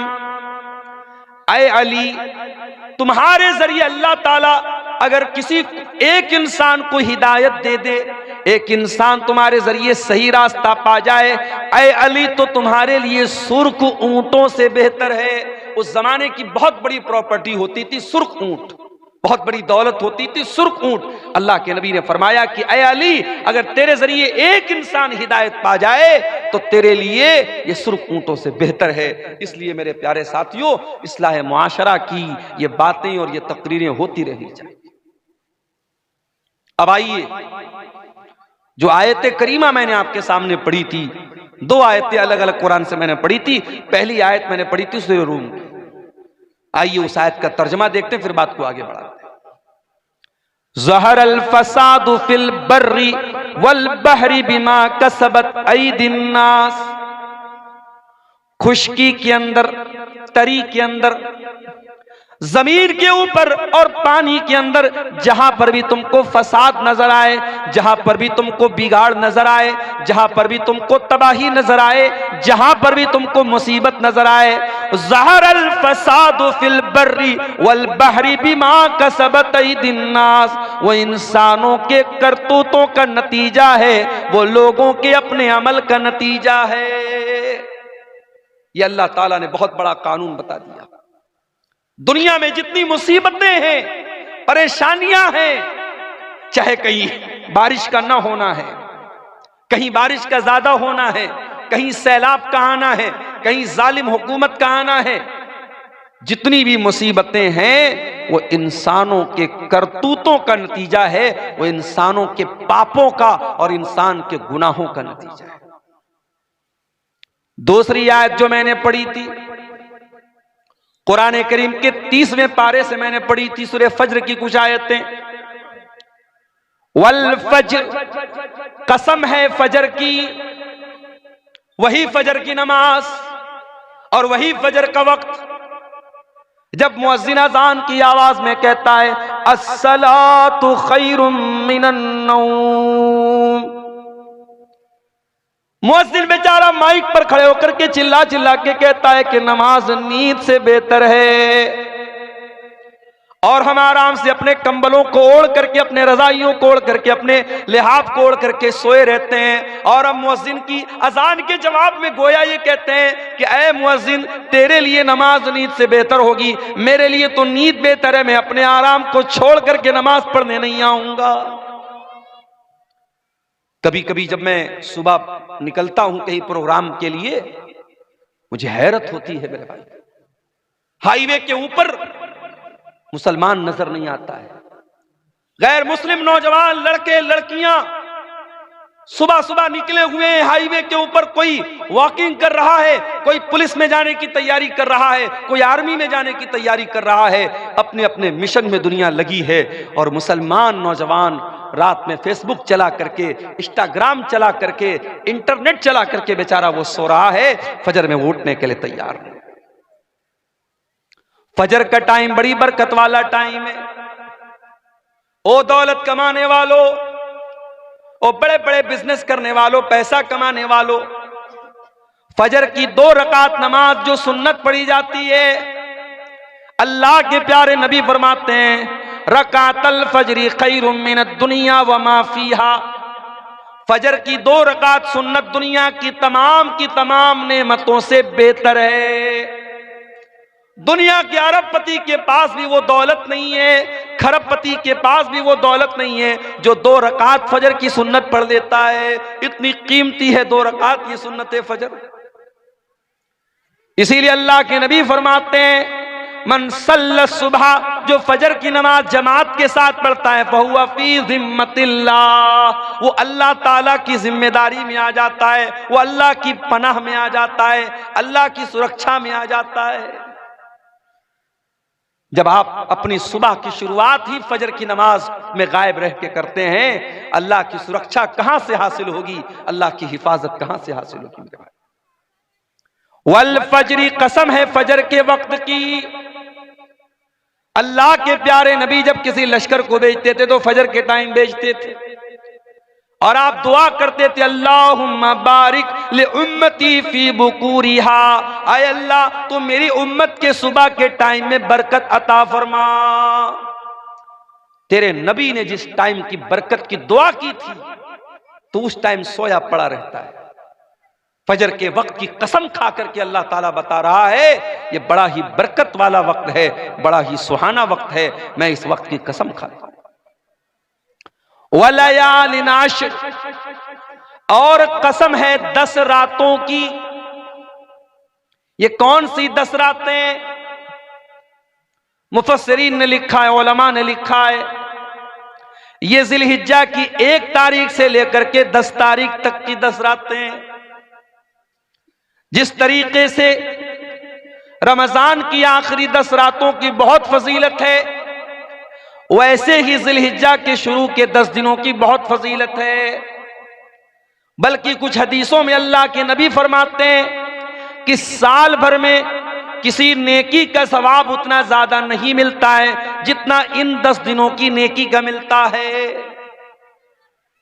रमजान में तो थोड़ी बहुत हम लोग नेकी करते हैं, मगर जिलहिज्जा का जब महीना आता है, कोई बकरा खरीद रहा है, कोई बैल खरीद रहा है, कोई कुर्बानी का जानवर खरीद रहा है, बस उतना ही हम उसका ख्याल करते हैं। जिलहिज्जा के शुरू के 10 दिन बड़े कीमती हैं, अल्लाह ताला कसम खा रहा है। वल फजरी, कसम है फजर के वक्त की, वलयालिन अश्र, और कसम है 10 रातों की, वशफ़ी वल वतरी, और कसम है ताक की और जुफ्त की। ताक और जुफ्त समझते हैं, जिसको इंग्लिश में ऑड एंड इवन बोलते हैं। पता नहीं आपके बंगला में या शेरशाबादी भाषा में उसको क्या बोलते हैं। हमारे यहां बनारस की भाषा में बोलते फुट और जोड़ा। 2 है तो जोड़ा, 1 है 3 है तो फुट बोलते हैं। आपके यहां क्या बोलते हैं? जोड़ बेजोड़। जोड़ बेजोड़ की कसम खा रहा अल्लाह ताला। अल्लाह ताला बेजोड़ है, एक है, वो 2 नहीं हो सकता। दुनिया की हर चीज का जोड़ा मौजूद है। जमीन का जोड़ा आसमान, अंधेरे का जोड़ा उजाला, लड़के का जोड़ा लड़की, हाथ का जोड़ा पैर, हर चीज का जोड़ा मौजूद है। हर चीज का कोई ना कोई अपोजिट मौजूद है। लेकिन अल्लाह तबारक व तआला एक ऐसी जात है, उसका कोई जोड़ा नहीं। वशफ़ी वल वतरी, कसम है जोड़ की और बेजोड़ की, ताक की और जुफ्त की। वल्लैली इज़ा यस्र, और कसम है रात की, जब रात अपना सफर तय करने लगती है, रात गुजरने लगती है। आज की रात भी गुजर रही है। मैं आपके इलाके में अभी आ रहा था, मेरी अहलिया का फोन आया, बात होने लगी, पूछ रही थी पहुंचे नहीं पहुंचे। अचानक जैसे 12 बजा घड़ी में तेज तेज पटाखे की आवाज आने लगी। मेरी अहलिया कहने लगी लग रहा है कोई बारात वारात आई है, कोई मामला है। मैंने कहा बारात वारात नहीं आई है, 31 दिसंबर की रात है। सारी दुनिया में जश्न मनाया जा रहा है, नए साल का इस्तिकबाल हो रहा है। कैसे? शराब पी करके, आतिशबाजी करके, जिना करके, नंगी औरतों को नचा करके, होटलों में अय्याशी करके ये नया साल का जश्न मनाया जा रहा है। और ये नया साल का जश्न सिर्फ ईसाई नहीं मना रहा है, सिर्फ क्रिश्चियन नहीं मना रहा है, सिर्फ अंग्रेज नहीं मना रहा है, ये ला इलाहा इल्लल्लाह और मुहम्मदुर रसूलुल्लाह पढ़ने वाला भी मना रहा है। मेरे प्यारे साथियों, ये प्रोग्राम इस इलाके के मदरसे का प्रोग्राम हो रहा है। मैं आपसे यह भी अपील करूंगा कि इस तरीके के प्रोग्राम जब होते हैं और आपसे बार बार ये अपील की जाती है कि आप इस इदारे को चंदा दें, दान दें, ताउन करें, तो आप ये मत समझिए कि हमारी जेब ढीली करने के लिए कहा जा रहा है, बल्कि ये भी आपको एक तरीके से मौका दिया जा रहा है कि आओ अपने नाम अमाल में कुछ नेकियों को बढ़ा लो, अपनी आखिरत की कुछ तैयारी कर लो, अपने आप को जहन्नम की आग से बचा लो। अल्लाह के नबी फरमाते हैं इत्तकुन्नार वलो बिशिक्कि तमरा, जहन्नम की आग से अपने आप को बचाओ। अल्लाह की राह में एक खजूर का टुकड़ा देकर के भी अगर तुम जहन्नम की आग से अपने आप को बचा सकते हो तो बचा लो। मेरे प्यारे साथियों, इस तरीके के प्रोग्राम जहां इदारों के ताउन के लिए आपको बुलाया जाए, आप इसको एक फॉर्मेलिटी का हिस्सा ना समझें, एक औपचारिकता ना समझें, बल्कि आप ये समझें कि हमारी आखिरत को बनाने के लिए ये प्रोग्राम किया जा रहा है। और मेरे प्यारे साथियों, आखिर में मैं यही कहूंगा कि हम सब जब तक अपने अंदर आखिरत का डर पैदा नहीं करेंगे, अल्लाह के सामने जवाबदेही का एहसास हम पैदा नहीं करेंगे, हालात नहीं बदल सकते हैं, समाज नहीं सुधर सकता है। अल्लाह ताला हम सबको इसकी तौफीक अता फरमाए। ये 1-2 सवालात आए हैं, इनका जवाब दे के हम बात खत्म करते हैं। कब्रिस्तान की जमीन में जनाजे की नमाज होगी या नहीं? अगर वो जगह कब्रिस्तान के लिए खास है, अगर वो जगह कब्रिस्तान के लिए खास है, लेकिन जहां पे आप नमाज पढ़ रहे वहां पे कोई कब्र नहीं है, तब तो नमाज हो जाएगी। लेकिन अगर जहां पे आप जनाजे की नमाज पढ़ रहे वहां पर कब्रें हैं, कब्रों के बीच में आप जनाजे की नमाज पढ़ रहे या कब्र के ऊपर खड़े होकर पढ़ रहे हैं, तो ये फिर मुनासिब नहीं है। इसलिए कि कब्र के ऊपर खड़े होकर के नमाज पढ़ने से या कब्रस्तान पर नमाज पढ़ने से अल्लाह के रसूल सल्लल्लाहु अलैहि वसल्लम ने मना किया है। अल्लाह के नबी मर्द और औरत की जनाजे की नमाज अलग अलग जगह पढ़ाते थे या नहीं? ऐसी कोई दलील नहीं है। ऐसी कोई दलील नहीं है कि मर्द के जनाजे की नमाज अलग जगह पढ़ाते थे, औरत के जनाजे की नमाज अलग जगह पढ़ाते थे। हाँ, जब जनाजा आता था, अगर मर्द का जनाजा होता था तो अल्लाह के नबी सर के पास खड़े होते थे, अगर औरत का जनाजा होता था तो बीच में उसकी कमर के पास खड़े होते थे। मर्द और औरत के जनाजे में नबी के खड़े होने का तरीका अलग था, लेकिन जनाजा की नमाज पढ़ाने की जो जगह थी वो एक ही थी। अलग अलग होने की मेरे इल्म में कोई दलील नहीं है। दूसरों की जमीन में नमाज पढ़ना बिना पूछे कैसा है? देखिए, अगर आप किसी के मकान में आपने नमाज पढ़ लिया तो नमाज तो कबूल हो जाएगी, लेकिन यह होता है कि अगर किसी के घर में आप नमाज पढ़ रहे हैं तो उसकी इजाजत होनी चाहिए। लेकिन अगर ये मालूम है कि भाई वो इजाजत नहीं देगा तो नहीं पढ़ना चाहिए, लेकिन अगर आप पढ़ लें तो नमाज हो जाएगी। हाँ, किसी की जमीन पर नाजायज कब्जा करके अगर आप उसमें नमाज पढ़ें तो उसके बारे में उलमा का इख्तलाफ है कि अगर बेईमानी की जमीन है, नाजायज कब्जा करके कोई जमीन हमने एक्वायर की, उस पर हम नमाज पढ़ते हैं तो नमाज होगी कि नहीं? तो बहुत सारे उलमा का कहना है कि नमाज तो हो जाएगी मगर गुनाह हो, इंसान गुनहगार होगा क्योंकि वो जमीन नाजायज है। और बहुत सारे उलमा का कहना है कि नमाज नहीं होगी। तो वो एक इख्तलाफी मसला है, लेकिन बहरहाल किसी दूसरे की जमीन पर आप बगैर पूछे भी नमाज पढ़ सकते हैं, लेकिन पूछ के पढ़ा जाए तो ज्यादा बेहतर है। किस्तों पर कुछ भी खरीदना कैसा है? बहुत अहम सवाल है। आज के जमाने में किस्तों पर बहुत सारी चीजें खरीदी जा रही हैं। एक सामान 10,000 रुपए का है, मान लीजिए कि मोबाइल 10,000 रुपए का है, आपने किस्त पर खरीदा, मोबाइल वाले ने कहा कि हम ये 12,000 का आपको देंगे। अब 2,000 रुपया वो ज्यादा ले रहा है और वो साफ बता रहा है कि आप कैश लेंगे तो हम 10,000 का देंगे और किस्तों में लेंगे, उधार लेंगे तो 12,000 का देंगे। तो ये जायज है, इसमें कोई हरज की बात नहीं है। लेकिन आज हमारे यहां जितने भी किस्तों पर सामान लिया और दिया जाता है, ये बैंक के थ्रू लिया जाता है। दुकानदार आपको नहीं देता है, वो बजाज फाइनेंस के जरिए, HDFC के जरिए या किसी बैंक के जरिए लोन पास करता है और वो बैंक से पूरा पैसा ले लेता है। बैंक आपको कर्जा दे रहा है, और जब बैंक आपको कर्जा दे रहा है तो बैंक से आपने सामान नहीं खरीदा है, बैंक से आपने कर्जा लिया है। और कर्जे में आप जब बैंक को प्रॉफिट दे रहे हैं तो बात याद रखिए कि कर्जे पर प्रॉफिट लेना भी हराम है और प्रॉफिट देना भी हराम है। इसको बहुत साफ तरीके से समझ लीजिए।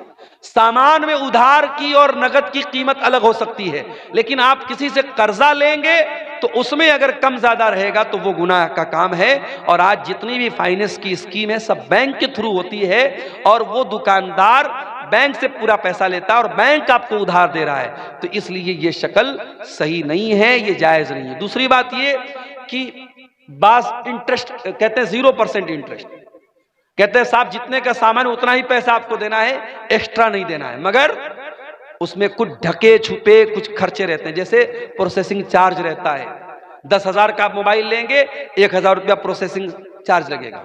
उसके बाद अगर आपने महीने की पहली तारीख को EMI पे नहीं की, एक दिन गुजर गया फौरन 100 रुपया पेनाल्टी लग जाएगी, 10 दिन गुजर गया 1,000 रुपया पेनाल्टी लग जाएगी। तो ये जो पेनाल्टी लग रही है ये भी सूद की एक शक्ल है, जायज नहीं है। इसलिए हमारे यहाँ जो फाइनेंस का जो सिस्टम है ये बहुत ही खतरनाक है शरीयत के एतबार से, और इसमें सूद की शक्ल मौजूद है। हमें और आपको इसको अवॉइड ही करना चाहिए, इससे परहेज ही करना चाहिए। ये बिल्कुल भी मुनासिब नहीं है, क्योंकि सूद का लेना भी हराम है और सूद का देना भी हराम है।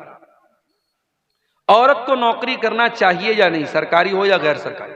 औरत नौकरी कर सकती है, शर्त यह है कि वो पर्दे में रह के नौकरी करे और उसकी नौकरी में गैर मर्दों के साथ इंटरेक्शन उसका ना हो। अगर उसको गैर मर्दों के सामने जाके खड़े होना पड़ रहा है, उनके साथ तन्हाई इख्तियार करना पड़ रहा है, गैर मर्दों के साथ अकेले में मिलना पड़ रहा है, तो फिर ऐसी नौकरी औरत को नहीं करना चाहिए। इसलिए कि जब कोई औरत किसी गैर मर्द के साथ तन्हाई में मिलेगी तो अल्लाह के नबी फरमाते तीसरा वहां शैतान होगा और वो शैतान अपना काम करेगा।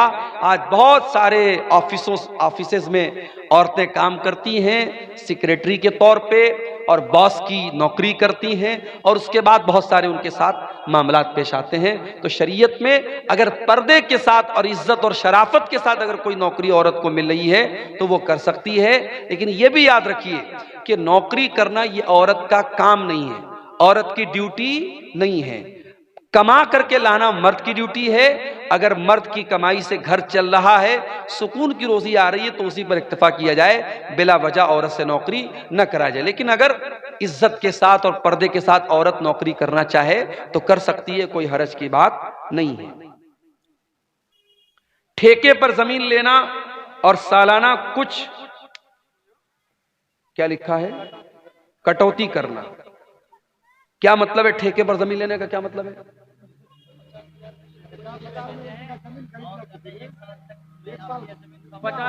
जमीन 50,000 में ले ली। नहीं, ये गलत शक्ल है ना। देखिए सीधी सी बात है, आपकी जमीन है, मैं पैसा दे करके जमीन ले रहा हूं, तब तो ठीक है। अब मैंने आपको पैसा दिया और आपने मुझे जमीन दिया, अब 1 साल तक मैं आपकी जमीन से फायदा उठाऊं और आप मेरे पैसे से फायदा उठाएं, तो ये शक्ल भी सूद की शक्ल है। इसका मतलब ये हुआ कि आपने मुझको जो जमीन दी और मैंने आपको 1 लाख रुपया दिया, तो 1 लाख मैंने उधार दिया आपको, और उधार का बेनिफिट क्या उठाया जा रहा है कि जमीन ली जा रही है। तो उधार पैसे पर किसी भी तरीके का बेनिफिट लेना सही नहीं है। आप जमीन का अगर लेन देन कर रहे हैं, एक होता है कि एडवांस दे दिया, 1 लाख रुपया हमने एडवांस दे दिया, 1 साल में हम पूरा पैसा अदा करेंगे, वो एक अलग शक्ल हो गई। लेकिन अगर किसी को जमीन हमने पैसा उससे जमीन ले ली और 1 साल तक हमने फायदा उठाया और उसके बाद पैसा वापस कर दिया और जमीन वाले ने जमीन वापस कर ली, तो फिर ये शक्ल सही नहीं है। बाकी मजीद उसकी जो शक्लें हैं वो आप अपने इलाकाई उलमा से समझ लो तो ज्यादा बेहतर है। पति पत्नी आपस में मुलाकात के दौरान किसी प्रकार के, जो बहुत मशहूर चीज है हमारे यहाँ, मैं नाम नहीं पढ़ रहा हूं उसका सवालात का क्योंकि बच्चे वगैरह भी बैठे हैं, मियाँ बीवी की मुलाकात के पहले हमल को रोकने के लिए जो तरीके इस्तेमाल होते हैं, 2-3 शक्लें हमारे यहाँ ज़्यादा राइज हैं। जैसे वो ख़वातीन गोली वगैरह लेती हैं या मर्द हजरात कुछ चीज़ों को इस्तेमाल करते हैं। तो सवाल पूछा गया कि उसको इस्तेमाल करना कैसा है। तो देखिए, अब जाहिर है कि अल्लाह के रसूल के दौर में या सहाबा के दौर में तो ये चीज़ें नहीं थी, लेकिन उस दौर में भी प्रेगनेंसी ना हो, हमल ना हो, उसके लिए कुछ तरीके अपनाए जाते थे। एक तरीका था अज़्ल का तरीका। तो अज़्ल का जो तरीका था उसमें यह था कि मर्द जो होता था वो यानी ये नौबत ही ना पैदा हो कि प्रेगनेंसी का कोई मामला पेश आए, वो ऐसा तरीका अपनाता था। तो अल्लाह के नबी सल्लल्लाहु अलैहि वसल्लम उसको हराम करार, आपने कहा बचो तो बेहतर है, लेकिन आपने हराम करार नहीं दिया। तो इसीलिए उलमा का ये कहना है कि अगर इस तरीके की एहतियाती तदाबीर अगर इस्तेमाल की जाए, और वो भी इस वजह से कि भी बच्चा छोटा है, अगला बच्चा अगर पैदा होगा तो इस बच्चे के दूध वगैरह पीने पर या इसकी परवरिश पर मसला आएगा, तो इस सोच के साथ अगर वो उन चीज़ों को इस्तेमाल करता है तो उसकी गुंजाइश बनती है। लेकिन हाँ, सिर्फ इस डर से कि पैदा हो जाएगा तो हम कहाँ से खिलाएंगे, या कोई ऐसा तरीका अपनाना कि परमानेंट हमल ना हो, या नसबंदी करा लेना, या इस तरीके का कोई ऑपरेशन करा लेना कि आइंदा औलाद ना हो बिना किसी मजबूरी के, तो ये ठीक नहीं है, ये मुनासिब नहीं है। या इसी तरीके से अगर हमल ठहर गया, हमल के ठहरने के बाद कोई दवा खिला करके हमल को जाय करना, ये सारी शक्लें हराम हैं। इन सब से हमें परहेज करना चाहिए और बचना चाहिए। जब उलमा जहेज लेते हैं तो आम आदमी को क्यों मना करते हैं? बहुत अच्छा सवाल है। उलमा अगर जहेज लेते हैं तो क्या वो आम आदमी को मना नहीं कर सकते? अगर आलिम का काम तकरीर करना है, बयान करना है, और जब वो शादी का मसला बयान करेगा तो क्या इस वजह से कि उसने कभी जहेज लिया था, क्या वो इसको जायज करार दे? नहीं। देखिए, जो चीज गलत है आलिम के करने से वो सही नहीं हो जाएगी। और आप अल्लाह ताला क्या ये जवाब नहीं दे सकते कि वो हमारे मोहल्ले के तो मौलाना साहब करते थे। मौलाना साहब के कोई काम करने से वो काम सही नहीं हो जाएगा। सही और गलत का मेयार कुरान और हदीस है, सही और गलत का मेयार दलील है। अगर दलील की रोशनी में जहेज लेना गलत है, जहेज का लेन देन गलत है, तो गलत है। अगर आलिम ने लिया है, आलिम अल्लाह ताला क्या उसका हिसाब देगा। अब सवाल यह कि आलिम क्यों मना करते हैं, तो आप क्या चाहते हैं कि एक तो उसने लिया है, एक गलत काम किया, आप मना भी ना करें, दूसरा गलत काम करे, तो डबल गलत काम उससे मत करवाइए। अगर कोई ले रहा है, दे रहा है, तो वो गलत है और उसके लेने देने की वजह से वो सही नहीं हो जाएगा। मौलाना साहब, अगर हम लड़कियां रुखसत की हालत में रहते हैं तो कुरान अम्पारा छूकर पढ़ सकते हैं, तो नहीं तो दूसरी किताब में वही सूरत और आयत रहती है तो उसको क्यों छूते हैं? देखिए, बहुत अच्छा सवाल है कि जब औरतें पीरियड में हो, तो अब एक सवाल यह है कि पीरियड की हालत में औरत कुरान को छू सकती है या नहीं। एक मसला यह कि कुरान को छू सकती है या नहीं, और एक मसला है कि कोई किताब है, कोई रिसाला है, कोई मैगजीन है, उसमें कुरान लिखा हुआ है, उसमें आयत लिखी हुई, उसको छू सकती है कि नहीं। तो देखिए, जो हुक्म कुरान का है वही हुक्म उस मैगजीन और रिसाले का नहीं हो सकता है। इसलिए कि आप देखिए कि अल्लाह के नबी सल्लल्लाहु अलैहि वसल्लम ने बादशाहों को लेटर लिखा और उसमें बिस्मिल्लाहिर्रहमानिर्रहीम भी लिखा, कुरान की आयत भी लिखी, और बादशाह लोग जाहिर काफिर थे, उनके हाथ में वो लेटर गया, इसका मतलब कि एक जरूरत के तहत वो लेटर उनको दिया गया। तो औरत अगर कुरान को छू रही है और किसी किताब को छू रही है, दोनों बराबर नहीं है, एक बात। दूसरी बात यह कि पीरियड की हालत में औरत अगर दस्ताने के जरिए या दुपट्टे के जरिए कुरान को छुए तो बेहतर है, डायरेक्ट ना छुए। लेकिन अगर मोबाइल वगैरह में कुरान पढ़ना चाहे तो पढ़ सकती है, या बगैर छुए पढ़ना चाहे तो पढ़ सकती है। कोई औरत कुरान की हाफिजा है, अगर पीरियड में वो कुरान पढ़ रही, कोई हर्ज की बात नहीं, पढ़ना मना नहीं है। छूने के बारे में बाज हदीसें ऐसी हैं कि छूना सही नहीं है, तो छूने के लिए वो दुपट्टा या दस्ताना वगैरह इस्तेमाल करे। और तो रिसाला और जो मैगजीन वगैरह है उसको पढ़ सकती है, उसमें कोई हर्ज की बात नहीं, उसका हुक्म वो नहीं है जो कुरान का हुक्म है। मौलाना साहब, क्या हम लोग गोबर से घर पोंछ सकते हैं? देखिए, गोबर एक गंदगी की चीज है, गोबर एक गंदगी की चीज है, और इसीलिए हदीस में गोबर से इस्तिंजा करने से मना किया गया है। गोबर के बारे में कुछ हदीसों में यह भी आया है कि वो जिन्नात की खुराक है, तो इसलिए उसको घर वगैरह में उसको पोंछने वगैरह में इस्तेमाल करना मुनासिब तो नहीं मालूम होता है, लेकिन हम इसको हराम और नाजायज तो नहीं कह सकते। इसके बारे में भी आप अपने इलाकाई उलमा से जो इन हालात को ज्यादा बेहतर समझते हैं उनसे आप राब्ता करें तो ज्यादा बेहतर है। वल्लाहु आलम बिस्सवाब।